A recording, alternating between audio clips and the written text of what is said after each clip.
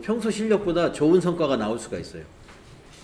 예, 막 여럿이 시험 보면은 신경 쓰이는 것도 여러 가지가 있어가지고 이 집중력이 떨어지거나 이럴 수도 있거든요. 근데 혼자 딱 시험 보기 때문에 여러분이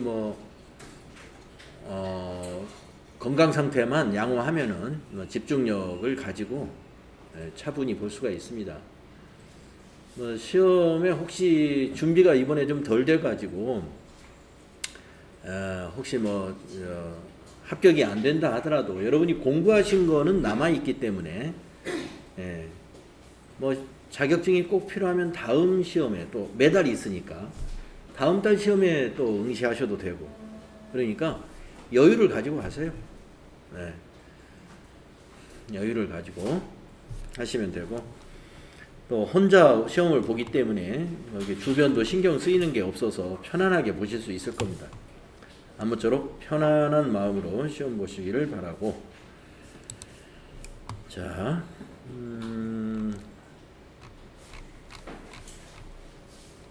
15번까지 앞 시간에 했었는데 260페이지에 17번부터 또 이어서 해봅시다.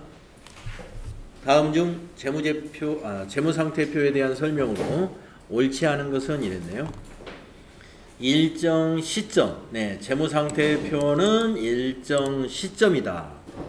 일정 시점 현재 기업이 보유하고 있는 경제적 자원인 자산과 경제적 의무인 부채 그리고 자본에 대한 정보를 제공하는 재무보고서 맞죠? 2번 현금이 현금성 자산은 기업의 유동성 판단의 중요한 정보이므로 별도 항목으로 구분하여 표시한다. 맞죠? 자본은 자본금, 자본잉여금, 자본조정, 기타 포괄손익 누계액 및 이익잉여금으로 분류한다. 맞죠? 4번 자산과 부채는 어떠한 경우에도 상계하여 표시하지 않는다. 어떠한 경우에도 원칙적으로 상계하여 표시하지 않는다 이렇게 되어 있죠. 그래서 4번이 옳지 않습니다. 어떠한 경우에도 상계하여 표시하지 않는다 이렇게 표현할 수는 없어요. 총액으로 표시하는 게 원칙인데 경우에 따라서는 예외적으로 상계해서 표시할 수도 있다. 이런 부분이 있습니다. 4번이 틀렸어요. 다음 19번. 다음 중 유동자산의 분류 기준으로 옳지 않은 것은 보고기간 종료일로부터 1년 초과의 사용 제한이 있는 현금 및 현금성 자산. 이거 틀렸네요. 옳지 않은 거 1번인 것 같죠.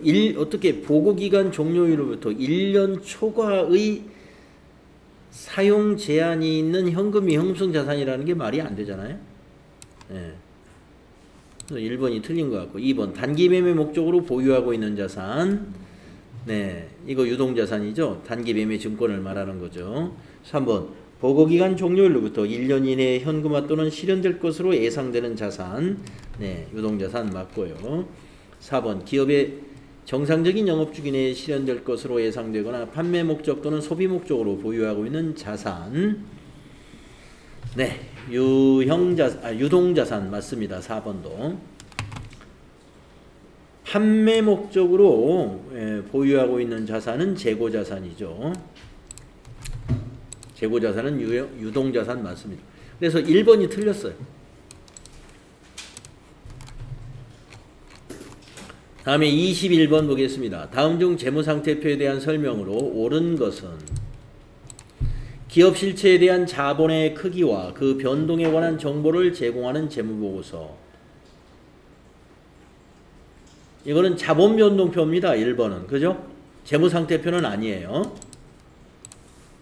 2번 일정 시점 현재 기업 실체가 보유하고 있는 경제적 자원인 자산과 경제적 의무인 부채 그리고 자본에 대한 정보를 제공하는 재무보고서이다.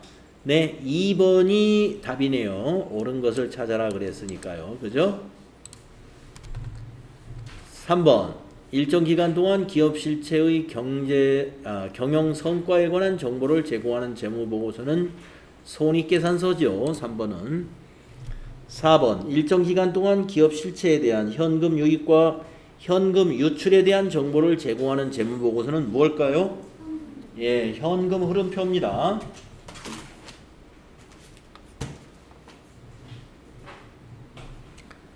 다음은 23번 보겠습니다. 다음에 해당하는 재무제표는 발생주의, 당기 순손익 산출의 근거, 일정 기간 동안 경영성과를 나타내는 표. 그죠? 정민아님, 몇 번이 답일까요? 예, 손익계산서죠. 네. 다음 1번 문제 보겠습니다. 당좌자산으로 넘어가서요. 다음 자료에 대한 외상매출금 회수액은 얼마냐? 네, 어젠가 어느 분이 요거 비슷한 문제 질문하신 것 같은데,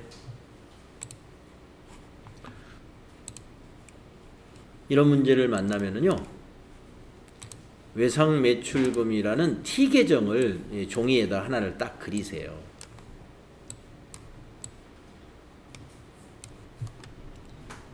종이에다가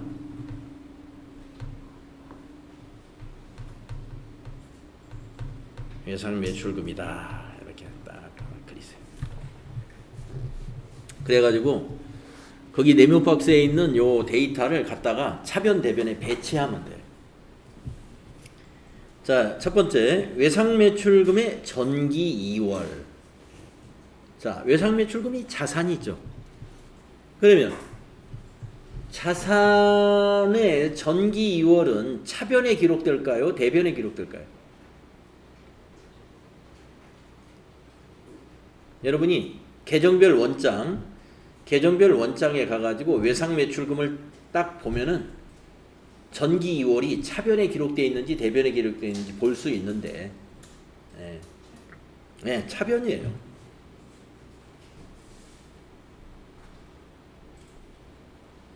전기 2월 100만원 딱 적어 놓으시고, 그 다음에 두 번째 기중 대손 처리액. 기중이라는 것은 이번 회계기간을 말하는 것이고, 대손 처리했다는 말은 외상매출금이 매출채권인데 못 받게 되어가지고 대손 처리했다 이 말이에요. 자, 여러분 대손 처리할 때 분계를 보면은 차변이 대손 충당금, 대변이 뭐였죠? 외상매출금. 그러니까 외상매출금 대변에 들어가는 거예요, 이게. 그래서 대손 처리했어요. 대손 충당금이라고 쓰겠죠. 근데 그냥 대손이라고 쓰겠습니다. 10만원. 그 다음에 세 번째 데이터. 기중 매출액, 가로 열고, 전액 외상 300만원. 그러니까 외상매출금 300만원이다 이 말이에요. 그러면 여러분 차변의 외상매출금, 대변이 상품매출이죠. 그러니까 외상매출금 차변에 기록되잖아요. 네. 여기다가 상품매출 300만원.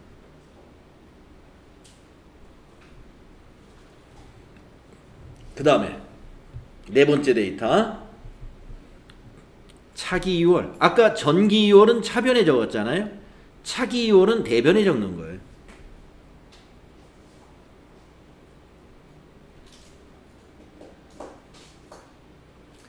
차기 2월이라는 것은 뭐냐?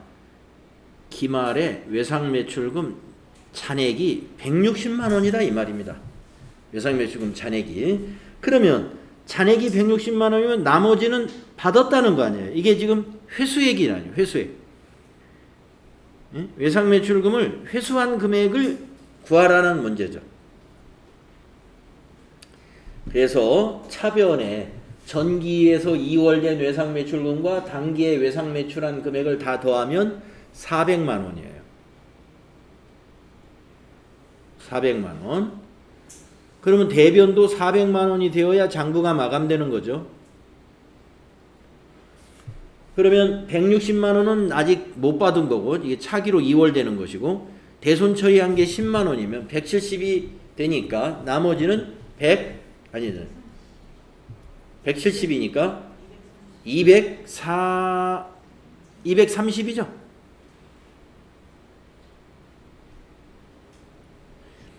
네, 230만 원은 회수된 것이다. 이렇게 정리가 되는 것입니다.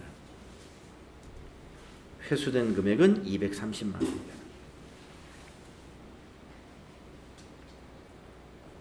그래서 4번에 답이 있습니다.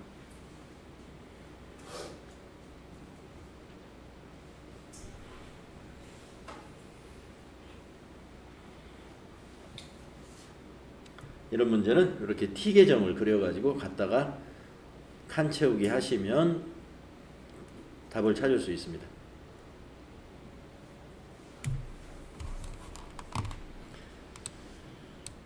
다음에 3번 보면은요. 다음 자료에 의해 주식회사 한공의 22년 12월 31일 매출 채권 금액을 산출하면 매출 채권 이거 매출 채권 조금 전에 그 문제와 똑같은 문제예요. 외상 매출금도 매출 채권이고 이 문제도 지금 같은 문제입니다. 자, 이 문제도 T 계정으로 답을 찾을 수 있을 것 같습니다. 자, 매출 채권, 외상 매출금, 외상 매출금이라고 생각하면 돼요. 매출 채권. 그냥 매출 채권이라고 써도 되고 그냥 외상 매출금 해도 돼요. 기초, 전기 2월이 기초예요. 60만. 두 번째, 22년 중 매출 채권 회수액. 자, 회수한 거 대변에 적는 거죠.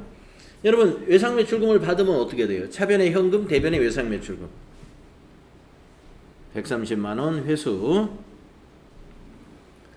그 다음에 세 번째, 22년 중 현금 매출액. 현금 매출은 뭐 필요 없고 매출 원가, 매출 총이익. 이걸 뭐냐? 매출 원가에다가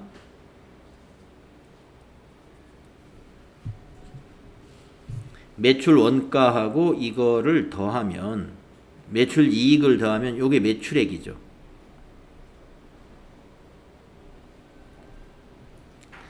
매출 원가에다 매출 총이익을 더한 것이 매출액 아니겠습니까? 매출액에서 매출 원가 뺀 게 매출 총이익이니까. 그럼 매출액이 140만 원인데 이 중에서 현금으로 매출한 것은 30만 원이니까 외상 매출액을 간접적으로 알려준 거예요. 외상 매출이 110이다 이거예요.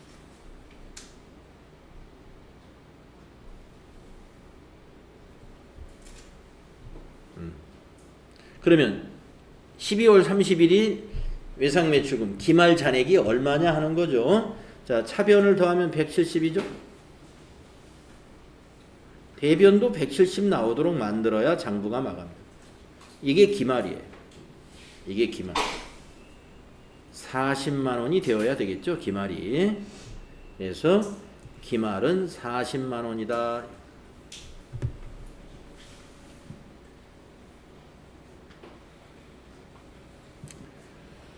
(12월 31일에) 잔액은 40만 원이 되어야 된다.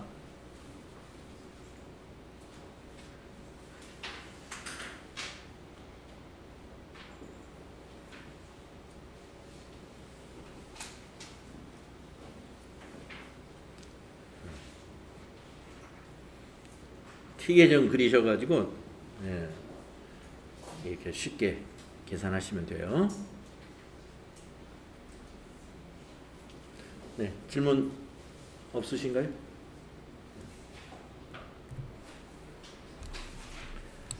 다음에 5번으로 가보겠습니다.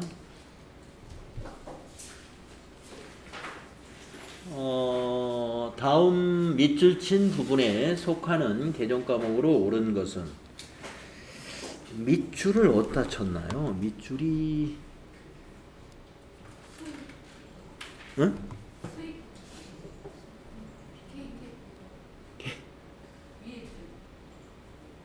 나는 밑줄이 왜 안 보이지? 하나, 둘, 셋. 여기에 밑줄이 쳐졌어요? 네.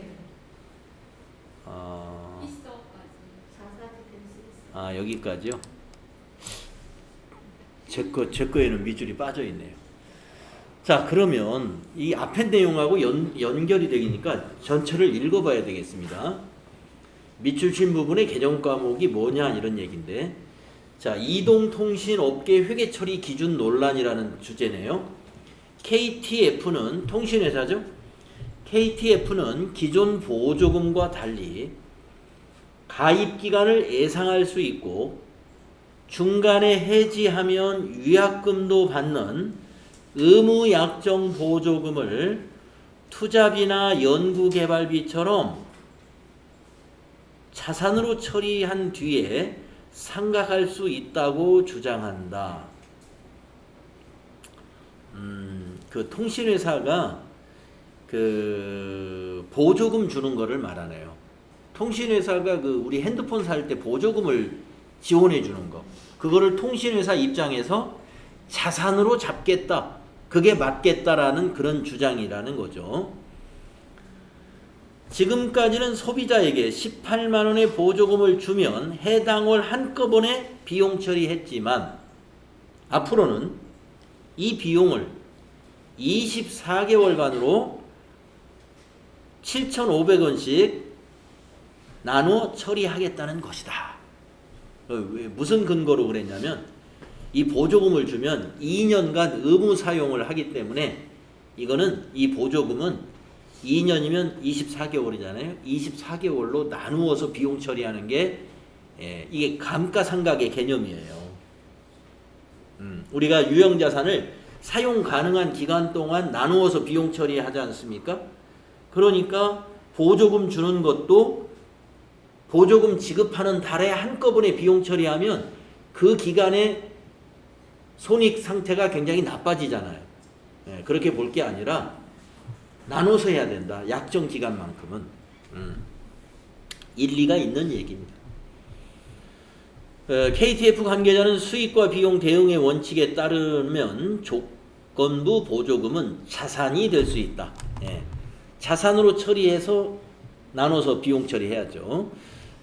자산으로 처리될 수 있어 비용도 나눠 처리하는 게 맞다고 설명했다. 그러면은 이거는 뭐겠느냐? 여기서 자산을 한번 찾아보세요. 보기에서 선수 수익은 뭐죠? 부채. 선급 비용은요? 자산. 임차료는요? 비용. 매출액은요? 수익. 자산은 하나밖에 없어요. 보기에. 자산으로 처리될 수 있다고 주장한다는 거 아니겠어요? 그럼 여기서 자산 개정 과목을 보기에서 찾아보면 2번밖에 없습니다. 선급 비용으로 처리한다 이런 얘기죠. 선급 비용으로 처리했다가 매월 7,500원씩 24개월 동안 이것을 비용으로 나눠서 처리하겠다. 그런 의도입니다. 우리가 보험료를 지급할 때 보험료도 1년치의 보험료를 한꺼번에 지급하기 때문에 이것도 우리가 차기에 아직 보험 기간이 지나지 않은 것은 자산으로 잡아놓잖아요. 비용에서 빼고 선급 비용. 그 개념입니다. 자, 2번이 답이 된다.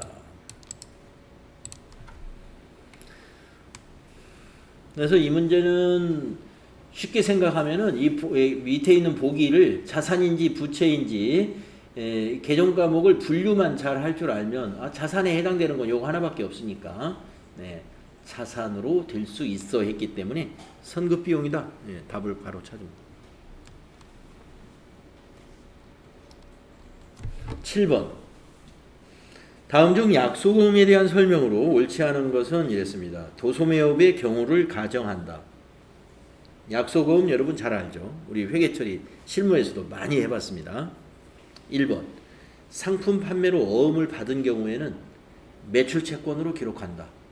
그렇죠. 받으러옴으로 기록하잖아요. 그게 매출 채권이에요. 그 다음에 2번. 토지나 비품을 처분하고 어음을 받은 경우에는 미수금으로 기록한다. 이런 문제를 우리가 해본 적은 없어요. 별로. 예. 우리가 토지나 비품 처분하고 어음을 수령했다. 이런 문제를 문제로 거의 내질 않아요. FAT 시험에서. 그렇지만 우리가 이론적으로는 배웠습니다. 미수금 맞습니다. 예. 받으러움이 아니에요. 매출이 아니기 때문에. 그래서 2번 맞았고요. 다음 3번. 약속 어음의 발행인은 어음상의 채무자가 되며 어음의 수취인은 어음상 채권자가 된다. 맞는 거죠? 수취인이 채권자, 발행인이 채무자예요. 다음 4번. 자금을 대여하고 어음을 수령하는 경우에 어음상의 채권은 매출 채권으로 기록한다. 이게 무슨 말이냐면 돈을 빌려주고 어음을 받았다 이거예요. 차용증 대신에 어음 받을 수도 있어요. 돈 빌려주고 내가 이걸 언제 지급하겠습니다. 네. 자, 차용증도 쓰고 어음도 쓸 수도 있습니다. 자, 아무튼 돈 빌려주고 어음을 받은 것은 매출 채권이 아니에요. 매출이 아니지 않습니까? 그래서 틀렸다. 그냥 대여금으로 그냥 가지고 있는 겁니다. 대여금. 돈 받은 걸로 보는 게 아니에요. 어음 받은 것은. 그래서 4번 틀렸습니다. 매출 채권 아니다.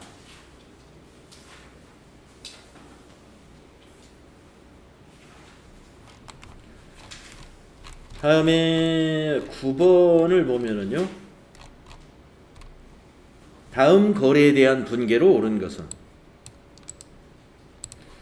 매출거래처 파산으로 외상매출금 50만 원이 회수 불능하게 되었어요. 단 파산일 현재 설정된 대손 충당금은 30만 원이 있습니다. 대손 충당금에서 상계를 해야 되는데 20만 원이 부족하죠. 그래서 30만 원은 상계하고 20만 원은 어떻게 처리해야 하는 방법이 있죠. 그 분계로 옳은 것을 찾아라. 네, 요 분계 뭐 실무에서도 나올 수도 있고요. 여러분 아실 거예요. 이진희님, 몇 번일까요? 가번이죠. 이렇게 분계해야 됩니다. 대손처리 분계예요. 이거 모르시는 분 없죠? 꼭 알아야 돼요.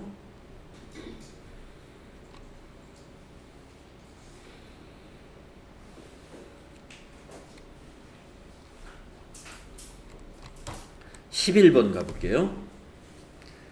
주식회사 한공은 전기에 대손 처리한 외상매출금 10만 원을 당기에 현금으로 회수했어요. 네, 대손 처리를 했는데 현금으로 또 받았답니다. 그러니까 예를 들어서 이거예요. 자, 거래처가 파산돼 가지고 50만 원을 대손 처리했단 말이에요. 그래서 대변의 외상매출금 없앴어요. 그 회사가 파산이 돼서 대손 처리했는데 그 회사 사장님이 다시 일어난 거예요. 사업을 다시 시작했어요. 그래가지고 돈을 회수했다 이겁니다. 현금으로. 그러면 어떻게 회계 처리해야 되겠느냐 하는 얘기예요. 그러면 차변의 현금은 10만 원 증가시켜야죠. 차변의 현금은 대변을 뭘로 하느냐 이게 문제죠. 대변을 뭘로 할 거냐. 10만 원 받았으니까 현금으로 받았으니까 차변은 현금이 돼야 되는 것이고요. 대변을 어떻게 해야 되느냐 이런 얘기죠. 이선미님, 네. 어떻게 해야 될까요? 대변은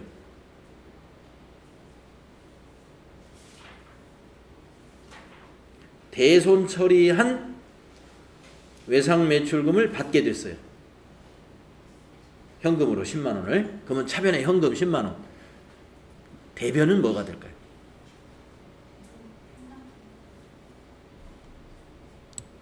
대손 충당금. 예. 대손 충당금. 왜 그러느냐? 아까 그 분계를 보시면 알아요. 아까 여기 9번에서 분계할 때 우리가 이게 대손 처리 분계잖아요. 대손 처리할 때 대변의 외상 매출금 잡고 차변의 대손 충당금이에요. 대손 충당금에서 상계합니다. 그런데 돈을 받게 됐네? 그러면 다시 그 돈을 대손 충당금으로 설정을 또 하는 거예요. 네, 그래서 여기 11번 문제 무슨 말인지 아시겠죠? 전기에 대손 처리했어요. 그러니까 그 회사 외상 매출금에 잔액이 없는 상태예요. 대손 처리했기 때문에. 그런데 돈을 받게 됐다 이거예요. 받게 됐어요.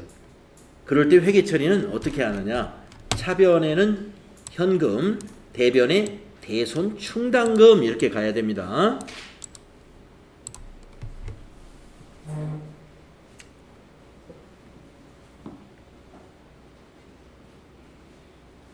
아시겠죠? 다음에 13번 문제. 비용과 수익의 이연과 관련된 개정 과목으로 옳은 것은. 자, 여러분 이건 이제 이런 문제는요. 편안하게 답을 찾는 방법이 있어요. 네. 복잡하게 생각하지 마시고 이연과 관련된 개념 과목을 찾으라 그러잖아요. 그러면 선자 돌림을 찾으시면 돼. 이연과 관련된 거는 선자로 시작되는 거다. 미자로 시작되는 거는 절대 해당 사항이 아닙니다. 자, 1번 선 1번이에요 답이. 선자 첫자만 답 보고 그냥 답 찾으면 틀림없어요. 2번 미자 이거 아니에요. 3번 여기 미자 이거 아닙니다. 4번 미자 아니에요. 이연은요 전부 선자 돌림의 개정 과목이 이연과 관련된 개정 과목이에요. 선수수익, 선급비용. 선수수익, 선급비용이에요. 그러면 여기서 선수수익은 뭐냐? 여기 선수수수료가 선수수익이에요. 또 선급비용은 뭐냐? 여기 선급보험료가 선급비용이에요. 선자 돌림, 선수수익, 선급비용. 요게 이연과 관련된 개정 과목이다. 그러면 문제를 이렇게 낼 수도 있어요. 비용과 수익의 예상과 관련된 개정 과목 이렇게 질문을 할 수도 있어요. 예상, 이연과 예상이라고 우리 정리하잖아요. 예상과 관련된 개정 과목이 무엇이냐? 그러면은 미자, 선자 들어간 건 무조건 틀려요. 그 문제는 미자에서 두 개가 다 미자예요. 개정 과목 두 개가 미자로 시작되는 거를 찾으면 돼요. 선자 돌림만 딱딱 빼면 됩니다.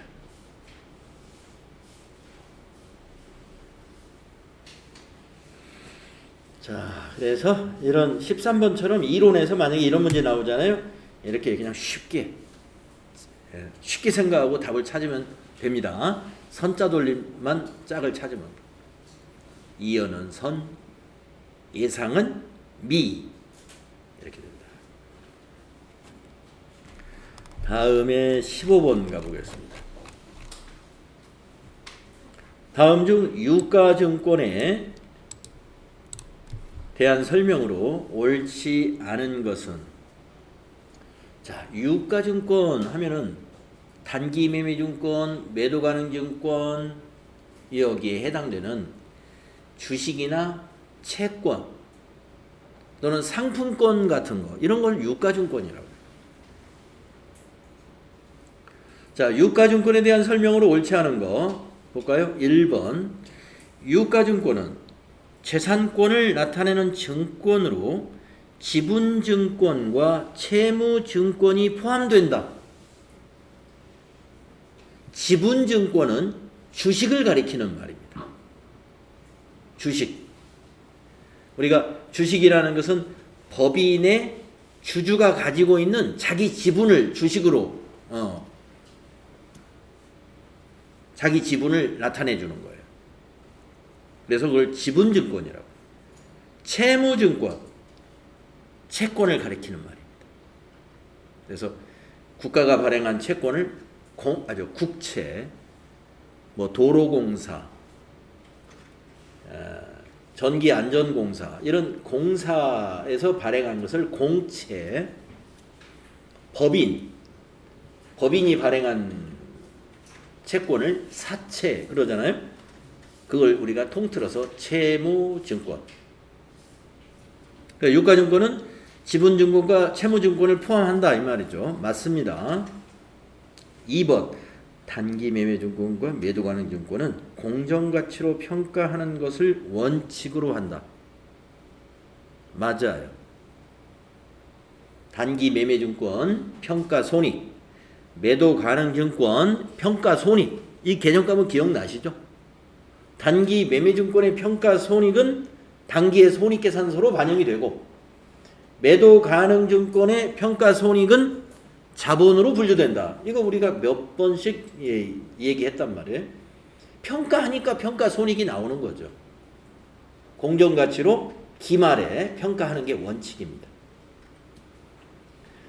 유가증권 중에서 공정가치로 평가하지 않는 유가증권이 있어요. 근데 우리 FAT 1급에서는 한 번도 그 개정 과목이 나오지 않았는데요.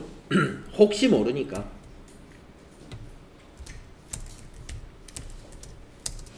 유가증권 중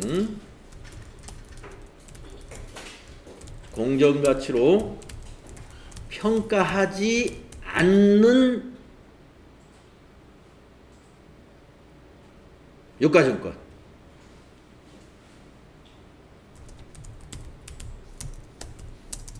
이 있습니다. 이게 뭐냐면은 만기 보유 증권이라고 합니다. 만기 보유 증권이라고는 개정 과목이 있는데 요거는 만기까지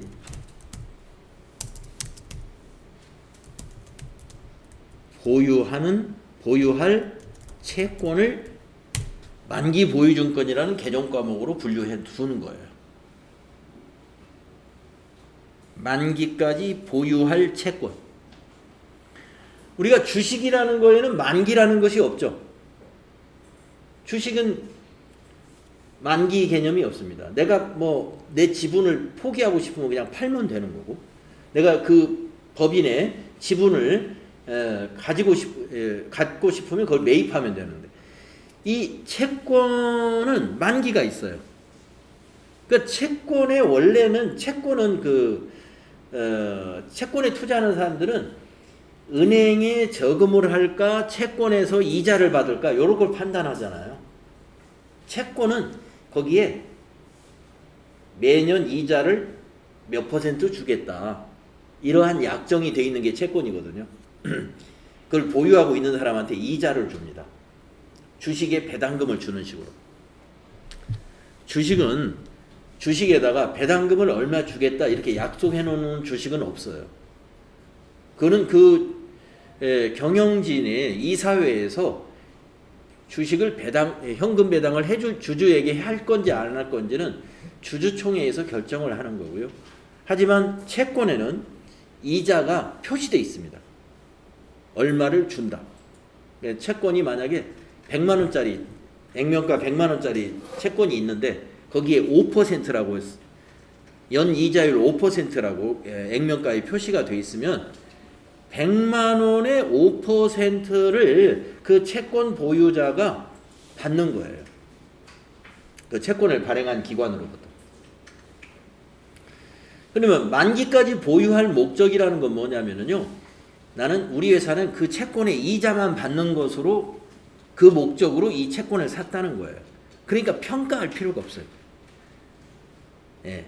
그 채권이 지금 시장에서 얼마의 거래가 일어나느냐, 여기에는 의미가 없는 거예요. 이자 받는 게 목적이니까. 그래서 만기 보유증권은 평가를 하지 않습니다. 자, 그런데 지금 요 15번 문제에서는 만기 보유증권은 아니고 단기 매매증권, 단기간에 처분할 목적으로 취득한 주식이죠. 주식이나 채권이죠. 매도 가능 증권, 네, 장기간에 걸쳐 투자 이익을 목적으로 취득한 주식이나 채권이죠. 네, 이런 것들은 처분을 통해서 이익을 실현하려고 투자한 것이기 때문에 평가를 해두는 거예요. 다음에 3번. 단기 매매증권과 매도 가능 증권의 평가 손익은 손익계산서상의 단기 손익으로 처리한다. 이게 틀렸네요. 그죠? 옳지 않은 것은 3번이다. 단기 매매증권의 경우는 평가 손익이 손익계산서상의 단기 손익이지만 매도 가능 증권의 평가 손익은 자본입니다. 손익계산서 사항이 아니죠. 그래서 답이 3번입니다. 옳지 않은 것이 3번. 4번은요. 단기 매매증권과 매도 가능 증권의 처분 손익은 손익계산서의 단기 손익으로 처리한다. 이건 맞아요. 자, 3, 4번이 비슷하죠. 근데 3번은 평가손익입니다. 평가손익은 단기 매매증권은 손익계산서로 가고 매도 가능 증권 평가손익은 자본이다. 그런데 처분손익은 팔아버린 거예요. 처분은 판매하는 거죠. 처분한 거의 손실이나 처분 이익은 두 개 다 단기의 손익으로 갑니다. 아시겠죠? 단기 매매증권과 매도 가능 증권의 처분 손익은 단기 손익이에요. 그러나 평가한 거, 평가라는 건 실제로 처분한 게 아니에요. 가격이 이렇게 변했다. 예. 미실현된 거예요. 실제 실현된 것이 아니에요. 그렇지만 단기 매매증권은 금방 처분할 거기 때문에 실현된 것처럼 단기 손익에 그냥 반영을 하는 거고요. 매도 가능 증권은 언제 처분할지 모르는 거기 때문에 자본으로 유보시켜 놓았다. 이렇게 보시면 되겠습니다. 자, 3번과 4번의 차이 잘 기억해 주세요. 처분 손익은 단기 손익입니다. 그러나 평가 손익은 매도 가능 증권은 단기가 아니고 자본이고 단기 매매 증권은 단기 손익이다. 이렇게 정리할 수 있습니다. 다음에 17번까지 하고 또 쉬었다 할까요? 다음 중 현금이 현금성 자산에 해당하지 않는 것은 현금이 현금성 자산이 아닌 거. 통화는 뭐예요? 통화가 우리 그 돈을 가리키잖아요. 통화. 지폐나 주화를 통화라고 그래요. 현금이 현금성 자산이죠. 송금수표, 우편환 증서 이것도 현금입니다. 당좌예금, 네, 현금성 자산입니다. 취득 당시 만기가 6개월인 금융상품, 금융상품은 만기가 3개월 이내인 거예요. 취득 당시 3개월. 취득 당시 3개월입니다. 그래서 4번이 아니다. 이렇게 찾을 수가 있습니다. 자, 좀 쉬었다가요. 다음 시간에 또 재고자산부터 문제 풀어보겠습니다.